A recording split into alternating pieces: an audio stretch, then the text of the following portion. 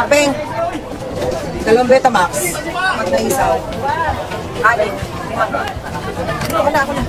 Isa sa batikang aktres ang talagang tinitingala at hinahangaan mula noon hanggang sa kasalukuyan ang humimbal sa mga tagahanga nito dahil sa masamang balita na siya ay pumanaw na. Tara at ating balikan at sariwain ang kanyang mga nagawa at kontribusyon sa pelikulang Pilipino.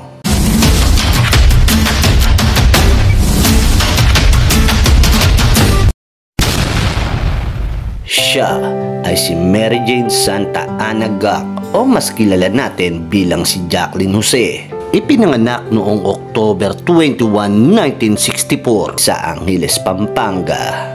Una natin siyang nakita sa palabas na Chikas noong 1984 at nasundan pa ito ng private show na idinirect ng Batikan director na si Chito Ronyo noong 1985. At dito, nakuha niya ang kanyang unang nominasyon sa PAMAS Award. At sa parehong taon ay muli natin siyang napanood sa pelikulang White Slavery na idinirect ng Batikan director na si Lino Broca. At sa pelikulang ito nakuha niya ang kanyang unang nominasyon sa Gawad Urian. Dahil sa galing niya sa pag-arte ay nakuha niya ang kanyang Best Actress Award ng Gawad Urian sa pelikulang Takaw Tukso noong 1986. Nakakuha din siya ng parangal bilang Best Supporting Actress na iginawad ng Luna Award para sa pagganap na mistress na asawa ni Flor Contemplacion sa pelikulang The Flor Contemplacion Story noong 1996. Mang-aagaw ng asawa!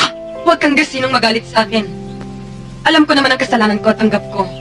Ikaw ang tunay na asawa at kabit lang ako. Sobrang natural at hindi matatawaran ang galing niya pagdating sa pag-arte. Una naman natin siyang napanood sa telebisyon sa soap opera na Pamilya Zaragoza. Siya ay gumanap bilang Esther na umere noong 1996 hanggang 1997. Gumanap din siyang Magda sa palabas na Mula sa Puso na umere noong 1997 hanggang 1998. At sa soap opera na Nagsimula sa Puso na umere noong 2009 hanggang 2010 bilang si Minda Fernandez at marami pang iba. Marami siyang hindi malilimutang pagganap at mga tumatak na linya at mga parangal na natanggap kaya hindi maikakaila na isa siya sa mahuhusay na alagad ng sining pagdating sa pag-arte. Ang kahuli-hulihan niyang pinagtampukan ang action drama sa telebisyon na Batang Quiapo na pinagbibidahan ni Coco Martin.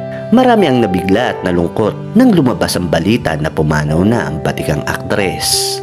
March 2, 2024 nang sumakabilang buhay na ang magaling na batikang aktres na si Jacqueline Jose sa edad na 59. Wala pang malinaw na detalye patungkol sa biglaan niyang pagpanaw. Labis ang pagdadalamhati ng mga tagahanga, kaibigan at kaanak sa kanyang pagkawala. Ang bidyong ito ay pag-alaala sa mga hindi malilimutang naiambag niya sa industriya ng sining ng pag-arte. At dito na natin tatapusin ang bidyong ito. Paalam!